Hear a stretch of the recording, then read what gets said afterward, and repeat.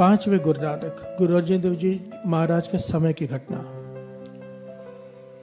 जहांगीर बादशाह का एक बड़ा ही खास एहलकार हुआ है, वजीर खान।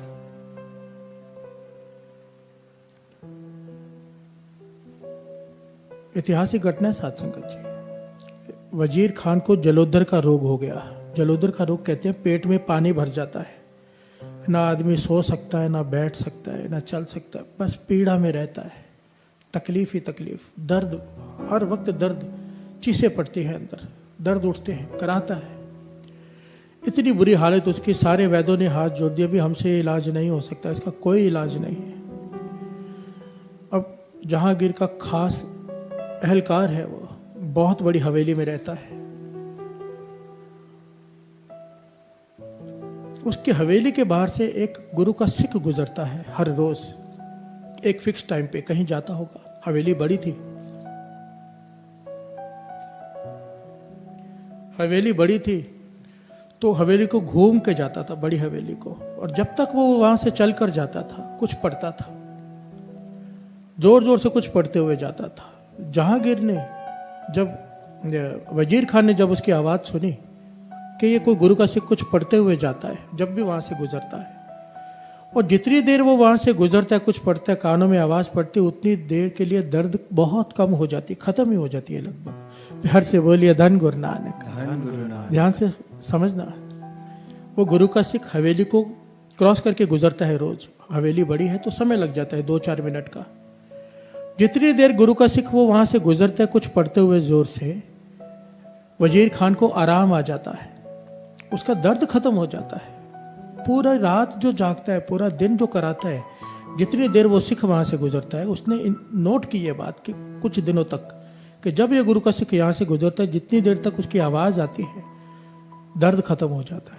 प्यार से बोलिए धन गुरु नानक। धन गुरु नानक। तो वजीर खान ने उसे अपने पास बुलाया और कहा, हे गुरु के सिख, ये तू क्या पढ़ता है? जब जब तू यहाँ से पढ़ते हुए गुजरता है, मैं बहुत रोगी हूँ, कोई इलाज नहीं जो मेरा रोग है जलोदर का। आज उस रोग को क्या कहते हैं मुझे पता नहीं, उसका नाम क्या है साइंस में, पर आज भी ये रोग है जिसमें पेट में पानी भर जाता है, सुना है मैंने। तो इतनी तकलीफ है, पर जब तू गुजरता है कुछ पढ़ते हुए यहाँ से, वो तू क्या पढ़ता है? क्योंकि जब तक वो जो तू पढ़ता है, कानों में आवाज़ पड़ती है, दर्द ठीक हो जाता है। तो गुरु के सुख ने कहने लगा, ये तो मेरे 5वें गुरु नानक गुरु अर्जन देव जी द्वारा रचना की गई बानी श्री सुखमनी साहब जी है। प्यार से बोलिए धन गुरु नानक। धन गुरु नानक।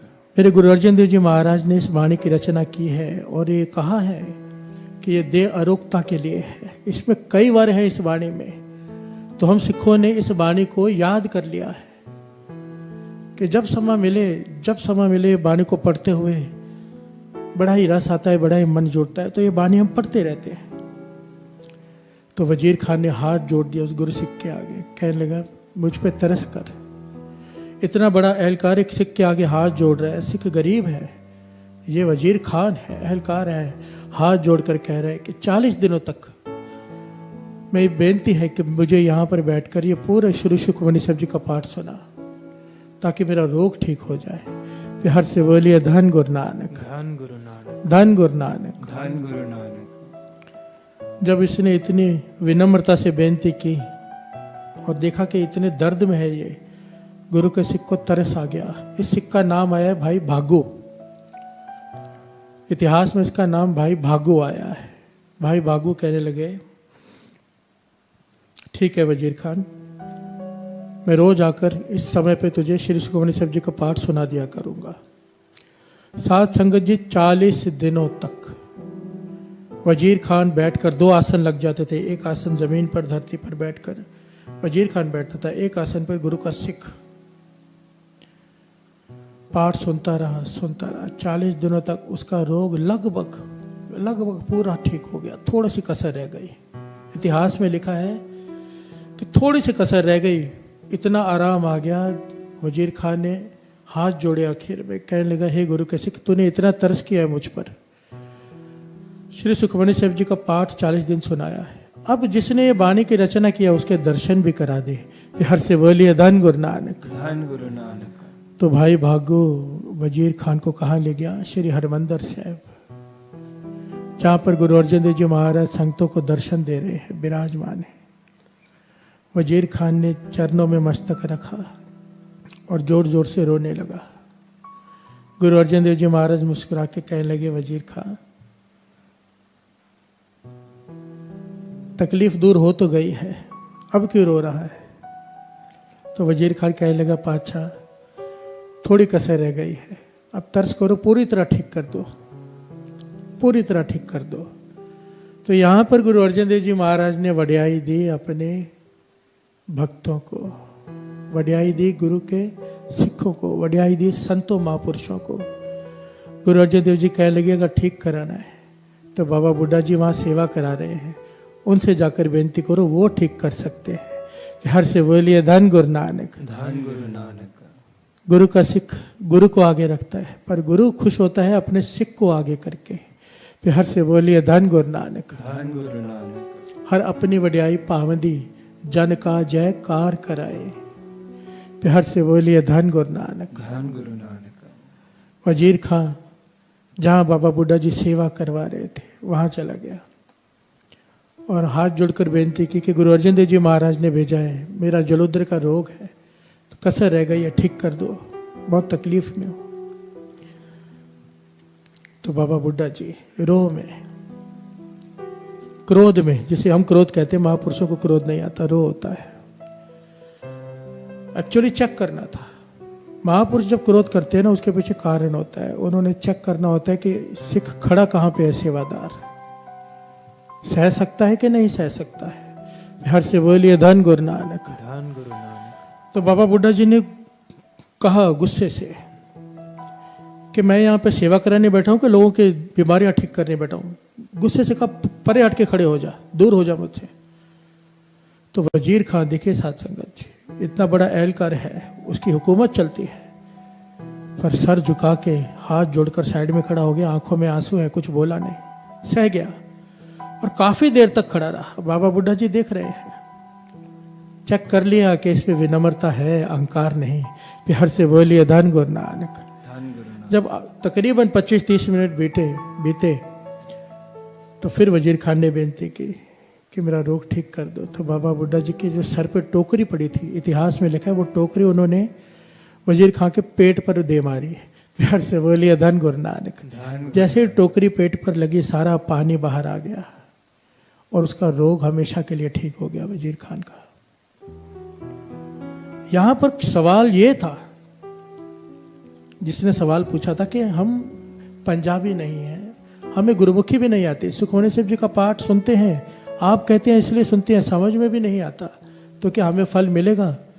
अब जरा ध्यान दीजिए, वजीर खान के यहाँ से जब भाई भागू जी गुजरते थे हवेली के यहाँ से, उसे नहीं पता था ये क्या है, उसे तो ये भी नहीं पता था कि ये श्री सुखमनी साहब जी का पाठ है, बाणी है गुरु की, तब भी उसका रोग ठीक हो गया। तो हर से बोलिए धन गुरु नानक। धन गुरु नानक। बाणी की ताकत को समझिए। अगर बाणी को समझ कर विचार कर पढ़ेंगे, उसकी तो बात कहीं नहीं, उसकी तो तुलना ही नहीं हो सकती। पर जिसे बाणी की समझ नहीं है, ज्ञान नहीं है, बाबा नंद सिंह जी ये पंक्तियां पढ़ाया करते थे, दुख रोग संताप उतरे सुनी सच्ची बाणी। केवल सुनने से, यहां पे यह नहीं लिखा जिसने समझी, सिर्फ सुनी, दुख उसके दुख दूर, रोग दूर, संताप कलेश सब दूर, सुनी सच्ची बाणी। केवल सुनने से, जो केवल बाणी को सुनते भी हैं, समझ नहीं आ रही अब तक, उनके भी ये दुख दर्द और रोग दूर हो जाते हैं। हर से बोलिए धन गुरु नानक। धन गुरु नानक। बाणी कह रही है, दुख रोग संताप उतरे सुनी सच्ची बाणी। दुख रोग संताप उतरे सुनी सच्ची बाणी। बाबा नंद सिंह जी से भी किसी ने यह सवाल किया था कि नाम जपने में मन नहीं लगता। बाबा नंद सिंह जी ने उदाहरण दिया, आग में हाथ जानबूझ के डालो या अनजाने में, आग ने हाथ को जला देना है। बाणी मन जोड़ के पढ़ो या बिना मन जोड़ के पढ़ोगे तो बहुत बेअंत लाभ है, कोई तुलना नहीं। पर बिना मन जुड़े भी अगर पढ़ते हो तो भी आग ने हाथ तो जला ही देना है, बाणी ने पाप तो जला ही देने हैं।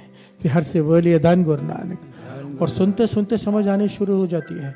और सारी श्री गुरु ग्रंथ साहब जी की बाणी में सुखमणि साहब जी की बाणी एक ऐसी बाणी है जो समझना बड़ा आसान है। अगर आप सहज में पढ़ेंगे ना, अपने आप समझ आनी शुरू हो जाती है। सिंपल है, सिमरो सिमर सिमर सुख पाओ, कल कलेश तन माहे मिटाओ। इसमें क्या समझाना है? हर से बोलिए धन गुरु नानक। धन गुरु नानक। और आस्ते आस्ते समझ आनी शुरू हो जाती है। फिर तो रस आना शुरू हो जाएगा, ज्ञान आना शुरू हो जाएगा। पर फिर भी इसकी महिमा कहीं नहीं जा सकती जो बैठकर सुनते हैं। सुनने का लाभ तो दास ने पहले भी बताया था। वाणी कहती है पवित्र पवित्र पवित्र पुनीत, कहते पवित्र सुनते पुनीत। जो सुनते हैं ध्यान लगाकर वाणी को, उन्हें 3 गुना फल है पढ़ने से ज्यादा का। हर से बोलिए धन गुरु नानक। इसलिए मन में कभी भी ये नेगेटिव ख्याल नहीं लाना कि हमें वाणी समझ में नहीं आती। हम सुन रहे हैं, क्या फल मिलेगा? एक तिल नहीं पन्ने काल है। एक पंक्ति भी सुनी हुई व्यर्थ नहीं जा सकती। एक पंक्ति किनका एक जिसे जी बसावे, ताकि महिमा गनी ना आवे। किनका एक जिसे जी बसावे, ताकि महिमा गनी ना आवे। एक घटना याद आ गई। एक हिंदू धर्म के महापुरुषों के पास कोई महापुरुष गए थे सिख धर्म के। तो उनके हाथ में यहाँ पर ना हमेशा एक तरफ श्री साहब जी रहती है, एक तरफ गुटका साहब रहता है। उसे खजाना कहते हैं। तो उन्होंने कहा ये क्या है? कहने लगे ये गुटका साहब है, श्री सुखमणि साहब जी के बाणी और नित्यनेम साहब का गुटका। तो कहने लगे दर्शन करा दो। तो उन्होंने श्री सुखमणि से हाथ धोए, श्री सुखमणि साहब जी का गुटका पकड़ा और खोला ऐसे, और कहने लगे ये क्या लिखा हुआ है? पंजाबी में था। तो उन्होंने पढ़ के बताया। क्या पंक्तियां थी? साथ ना चाले बिन भजन, बिखिया सगली छार। उन्होंने कहा बंद कर दो इसे। जो हिंदू धर्म के महापुरुष थे वो कहने लगे बस बंद कर दो। कहने लगे आगे भी सुन लो। कहने लगे नहीं, इस एक पंक्ति में ही सारी ज्ञान का सार है। हर से बोलिए धन गुरु नानक। एक पंक्ति श्री सुखमणि साहब जी की सुनी, क्या? साथ ना चाले बिन भजन, बिखिया सगली छार। कि बिना सिवाय भजन के, नाम के तेरे साथ कुछ नहीं जाना, बाकी सब छोड़। हर से बोलिए धन गुरु नानक। एक पंक्ति को लेकर उन महापुरुषों ने ज्ञान ले लिया। सुखमणि साहब जी की एक पंक्ति को हम पूरा पूरा पाठ पढ़ लेते हैं। गुरु गोविंद सिंह जी महाराज के वचन भी लिखे हुए हैं कि चाहे ये नित्यनेम तो करना ही है पूरा पाठ, पर उसके अलावा एक शब्द रोज समझने का प्रयत्न करना है। गुरु गोविंद सिंह जी महाराज के 52 वचनों में से एक वचन है कि हर रोज केवल एक शब्द को समझने का पूरी कोशिश करनी है। एक एक शब्द करके कितना ज्ञान हो जाता है। फिर हर से बोलिए धन गुरु नानक। धन गुरु नानक। किनका एक जिस जी बसावे, ताकि महिमा गनी ना आवे। दुख रोग संताप उतरे, सुनी सच्ची बाणी। गुरु नानक मेहर करे, गुरु नानक मेहर करे। ये वाणी जो पढ़ रहे हैं, जो सारी संगत मिलकर श्री सुखमणि साहब जी का पाठ कर रही है दोपहर को, उनके एक एक चरणों में मेरा सर, एक एक के चरणों में। क्योंकि धन है वो संगत जो सब मिलकर श्री सुखमणि साहब जी का पाठ कर रहे हैं। उन्हें नहीं पता कि कितना फल झोली में पड़ रहा है। मैं बयान नहीं कर सकता, करना चाहूँ ना तो भी नहीं कर सकता। गुरु मेहर करे, ये सेवा चलती रहे, गुरु हमसे लेता रहे, और आप सारी संगत इसका लाभ उठाते रहो, और आप ये सेवा आगे भी करते रहो। दूसरों को भी जोड़ो, उन्हें भी बोलो कि ये समय सब छोड़कर श्री सुखमणि साहब जी के वाणी मूल मंत्र के जाप में बैठ जाया करें। गुरु नानक मेहर करे। इतनी सेवा परवान करना। वाहे गुरु जी का खालसा, वाहे गुरु जी की फतेह।